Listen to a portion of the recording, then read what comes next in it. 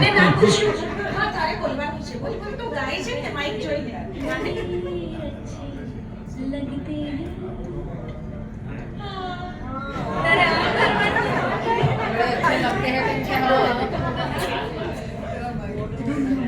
પૂજા, એક વસ્તુ તને પૂછવી છે કે રાજવીર વખતે તું પ્રેગ્નન્ટ થઈ તો ત્યારે તને પહેલું કેવું ફીલ થયું હતું? સૌથી પહેલા તો જ્યારે અમને બંનેને ખબર પડી કે અમે 2 માંથી 3 થઈએ છે, એ ફિલિંગ જ બહુ સરસ હતી. અને જ્યારે એઝ અ મધર હું મારી પ્રેગ્નન્સીનું વર્ણન કરું તો મારી અંદર બીજું એક જીવ બને છે, એને એ પણ મારામાંથી. એ મારી માટે એટલું પ્રેશિયસ મોમેન્ટ હતું. અને જ્યારે મેં હાથમાં લીધું તો મને વિશ્વાસ નહીં આવ્યો કે આના હાથ, પગ, માથું અને આનામાં જીવ એ બધું મારી અંદર બનેલો છે.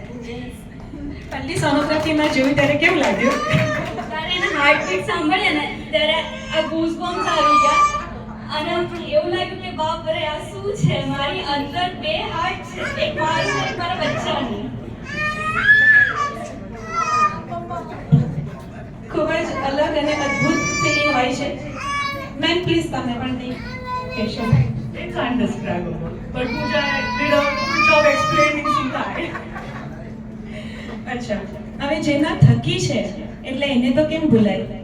એટલે વૈભવભાઈ અને અનિકાના પપ્પાને પણ પ્લીઝ રિક્વેસ્ટ કરો. મારા પપ્પા, આના પપ્પા અમેરિકા છે, એમને લીવ્સ નથી મળી તો લેટ થયા. ઓકે, પણ આપણે એમની લાગણીસભર હાજરીની નોંધ લઈએ છીએ. यस मामा, अरे वाह, मम्मी से ज्यादा तो मामा होता है. आ जाइए. Your feelings? Great feeling. બીજું કઈ નહીં.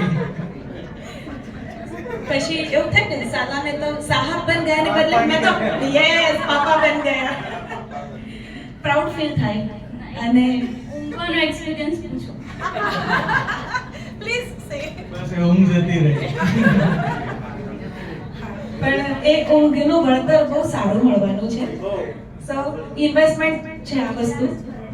And you are dealing with stock market, તો યુ કેન અન્ડરસ્ટેન્ડ વેરી વેલ.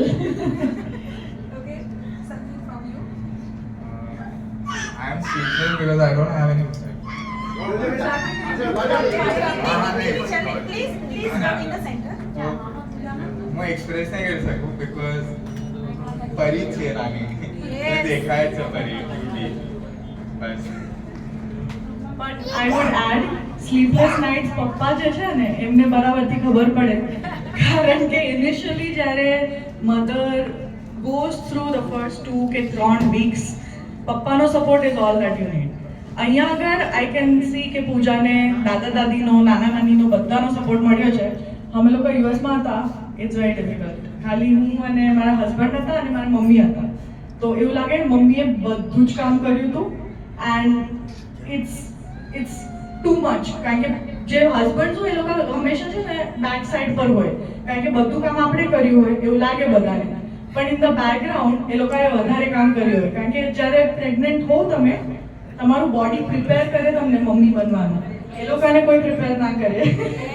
એ લોકો માટે રેડી થઈ જાય, ઓ બેબી, ઉપ્સ આ મારું બેબી છે, અને હાથમાં આવે ત્યારે શોક લાગે. So that's it's a amazing job. અચ્છા, અંકિતાએ કીધું ને એ પ્રમાણે તો રાજવીરના દાદા દાદી, નાના નાની, please come on the stage. And અહીંયા નાના નાનીજી, please come on the stage.